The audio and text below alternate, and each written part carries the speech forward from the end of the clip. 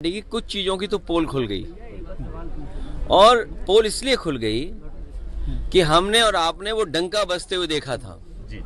बड़े बड़े इवेंट देखे थे हम लोगों ने, और ये भारतीय जनता पार्टी वाले लोग कोई दिन नहीं चूकता था जिस दिन ये नहीं कहते थे कि दुनिया में हम कहां पहुंच गए हैं, हम कुछ बन गए हैं, विश्व गुरु बन गए हैं। सोचिए आप, जो लोग दिन भर ये कहने से नहीं चूकते थे कि विश्व गुरु बनने जा रहे हैं, अर्थव्यवस्था उनकी तीसरे नंबर पे पहुंच रही है, वो आजकल कैसे चुप घूम रहे हैं, मौन हो गए हैं। जो विश्व कहने वाले लोग मौन घूम रहे हैं, और जिस तरीके से लोग लौट करके आए हैं, ये कह देना कि पहले भी ऐसे लोग लौटे थे, लेकिन पहले हमारी अर्थव्यवस्था इस जगह नहीं थी, इतना हम अर्थव्यवस्था का डंका नहीं पीटते थे। और कैसे लोग आए हैं जिन्हें शौचालय नहीं जाने दिया, बाथरूम नहीं जाने दिया। ये व्यवहार किसी व्यक्ति के साथ हो सकता है, इनह्यूमन व्यवहार है। और दुनिया का एक देश है, शायद हो सकता है अमेरिका से वो मजबूत नहीं है उतना, लेकिन वहां के राष्ट्रपति ने मना कर दिया कि हम फौज से लाए हुए अपने नागरिकों को स्वीकार नहीं करेंगे, और अंततः अमेरिका को स्वीकार करना पड़ा। क्या भारत इतना कमजोर हो गया है? क्या हमारा हिंदुस्तान इतना कमजोर है जब हम हिंदुस्तान का इतना बड़ा बाजार दे रहे हैं अमेरिका को? आप सोचिए, नोएडा में न जाने कितना बाजार हमने उनके हाथ में दे दिया होगा। हम कहते हैं हमारे लोग इलीगल पहुंच गए, वहां पे इलीगल इमिग्रेशन हो गया। तो किसकी नाकामी है?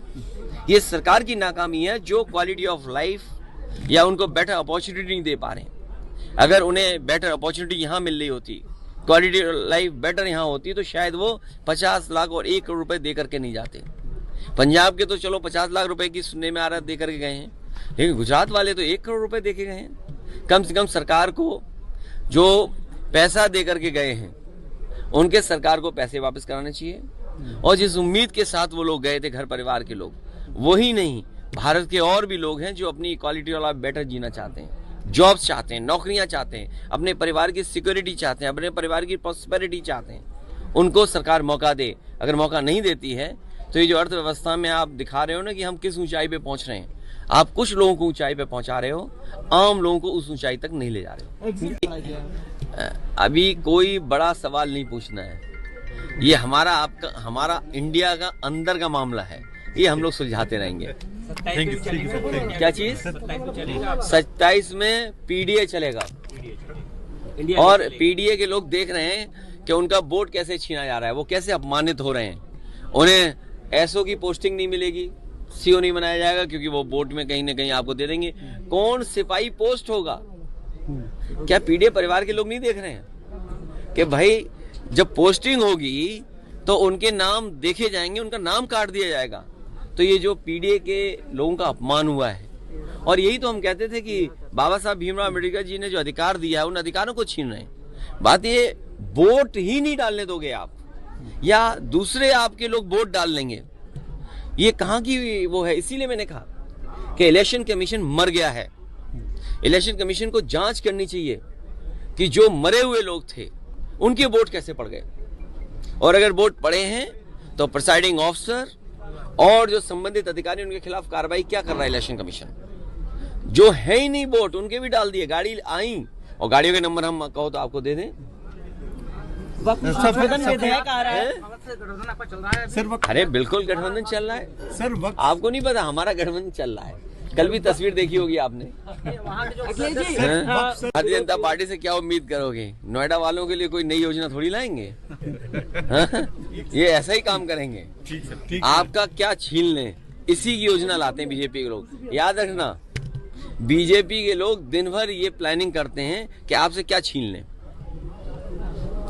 कोविड के टाइम में आपका वेतन कम हुआ था, आज तक बढ़ पाया आपका? अपना भी तो सोचो। अपना भी सोच नहीं रहे। देखो, चलिए, धन्यवाद। बार एग्जिट पोल के जो अनुमान होते हैं वो ठीक नहीं निकलते हैं। जो एग्जिट पोल अपने सर्वे के माध्यम से जानकारी देता है, वो कई मायने में सही नहीं निकलते हैं। अब क्योंकि कल रिजल्ट आना ही है, तो जो मतदान हुआ है उसकी पूरी सच्चाई आपको कल मिल जाएगी। किसकी सरकार बनेगी, किसकी सरकार जाएगी, ये तो दिल्ली की बात हो गई।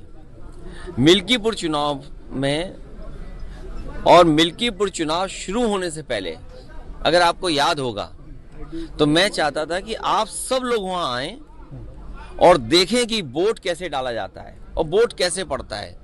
भारत का लोकतंत्र और खासकर बीजेपी की सरकार में किस तरीके से लोकतंत्र और मजबूत हो रहा है, कितना मजबूत दिखाई देता, वो आप लोग आए नहीं। आपने एक बहुत बड़ी अपॉर्चुनिटी मिस कर दी। शायद ये सदी में एक बार देखने को मिली होती आपको। जैसे ये वाला कुंभ जो है, महाकुंभ की कोई परिभाषा नहीं है, लेकिन क्योंकि जमाना आजकल मार्केटिंग का है और जितना आप उसको कम्युनिकेट कर ले जाओ तो महाकुंभ हो गया। 144 साल का किसी ने प्रमाण नहीं मांगा। ये चुनाव भी 144 साल वाला जैसा चुनाव था जो आपको देखना चाहिए था।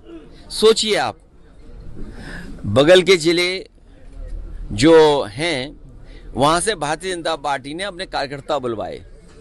अंबेडकर नगर से कार्यकर्ता आए। अब तो हम लोगों को उनके गांव पता लग गए हैं क्योंकि पकड़े गए थे कुछ लोग।